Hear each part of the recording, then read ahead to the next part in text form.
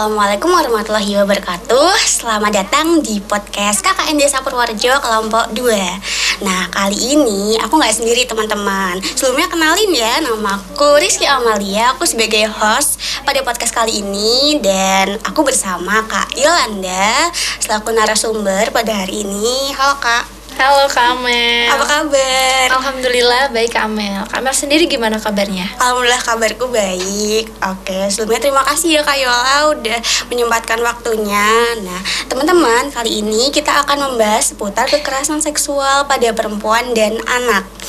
Nah, untuk pembahasan yang pertama, Kak, aku mau tanya nih sama Kak Yola, pandangan Kak Yola terkait kekerasan seksual itu seperti apa sih Kak dengan isu-isu yang masih booming saat ini ya, kan banyak banget nih berita-berita viral tentang kekerasan seksual. Nah, itu gimana tuh Kak? Mungkin kalau menurut saya sendiri kayak kalau kekerasan seksual itu kan tindakan yang dilakukan yang berhubungan dengan seksual, terus juga secara paksa dan tidak ada persetujuan dari korban Kak. Jadi kalau kekerasan seksual yang saya ketahui itu ada macam-macamnya tuh banyak loh Kak.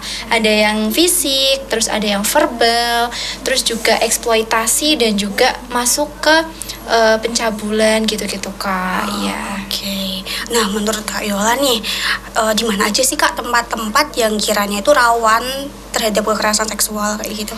Kalau menurut saya sendiri sebenarnya semua tempat sih Kak. Jadi kayak apa ya, mau tempat itu aman, semua tempat yang kita tempati itu pasti rawan sih Kak. Karena kita nggak tahu juga ya orang jahat itu kan datangnya dari mana gitu.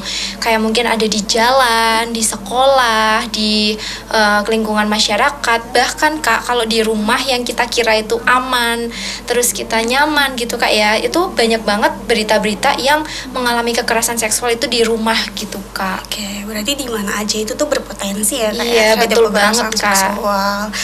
Oke, nah kalau Kak Yolanda sendiri tuh punya pengalaman yang berhubungan dengan kekerasan seksual gitu nggak sih Kak? Mungkin kalau saya sendiri Kak ya, untuk kekerasan seksual yang pernah saya alami itu dibentuk verbal sih Kak. Jadi kayak apa ya, waktu itu saya tuh kan di jalan Kak. Terus waktu naik motor tiba-tiba itu ada mobil gitu Kak, ada supirnya tuh kayak bilang cewek gitu, kayak kiu gitu. Itu kan termasuk ke kekerasan seksual verbal Kak. Jadi sebenarnya nggak boleh, karena kalau misalkan ada orang nih yang mungkin tingkat percaya dirinya kurang, terus malu kayak gitu, ketika mendapat perlakuan seperti itu dia bakal ngerasa kayak emang ada yang salah ya dari aku kayak gitu. Takutnya kan seperti itu. Terus bikin mental down juga sih Kak gitu. Tapi mungkin kalau aku sendiri sih karena apa ya, nggak terlalu mikirin kayak apaan sih gitu ya. Jadi kayak ya udahlah cuek aja gitu. Karena emang orang-orang seperti itu kan apa ya, mungkin SDM-nya yang kurang atau gimana. Iya.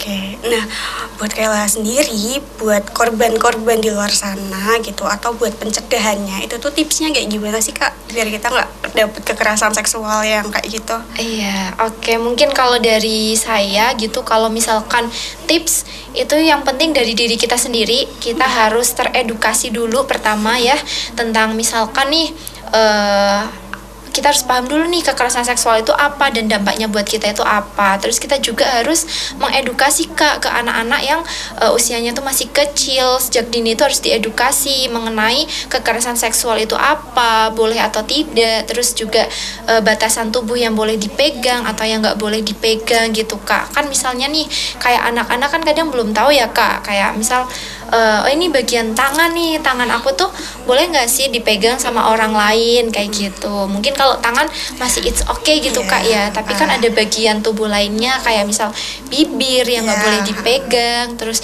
ada bagian dada yang nggak boleh dipegang, dan juga bagian lainnya gitu. Ya, berarti ya sedini mungkin lah dikenalin batasan-batasan tubuh mana yang boleh dipegang orang lain gitu ya Kak. Iya betul. Oke. Nah, Kayla sendiri ada pesan nggak sih Kak buat korban maupun pelaku kekerasan seksual di luar sana? Oke, mungkin kalau untuk pesan terhadap korban ataupun yang belum ya Kak ya, yang belum mengalami gitu, mungkin kita harus berani sih Kak, berani ngomong, ngomong aja kalau misalkan kita itu mendapat perlakuan kekerasan seksual. Kita harus berani nih ngungkapin apa yang kita alamin ke orang-orang terdekat. Misal mulai dari keluarga, ayah, ibu, atau mungkin dari teman yang dekat sama kita gitu Kak. Terus juga yang kedua itu kalau dari pelaku ya Kak ya. Kalau pelaku sendiri itu mungkin mereka juga harus sadar bahwa kita kan hidup itu di negara berlandasan hukum di Indonesia. Jadi apapun itu tindakan kita itu harus dipertanggungjawabkan dalam bidang hukum gitu. Jadi mungkin janganlah ya kayak yang berniatan buruk kayak gitu, mungkin bisa dipikir-pikir lagi gitu. Oke teman-teman, jadi kesimpulan pada podcast kali ini dengan judul kekerasan seksual pada perempuan dan anak, yaitu suatu kegiatan seksual tanpa persetujuan dari korban.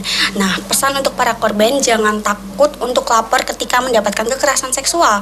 Dan buat para pelaku, diinget-inget ya, mikir 2 kali kalau seumpamanya mau kayak gitulah ya, kayak gimana Kak? Iya, Cicit gitu dipikir lagi 2 kali ya, nggak boleh ya. Soalnya kan negara kita itu negara dengan landasan hukum, iya, betul gitu. banget. Jadi suatu tindakan apapun itu ada aturannya. Nah, mungkin itu saja ya teman-teman pembahasan kita seputar kekerasan seksual pada perempuan dan anak. Oke, wassalamualaikum warahmatullahi wabarakatuh. See you.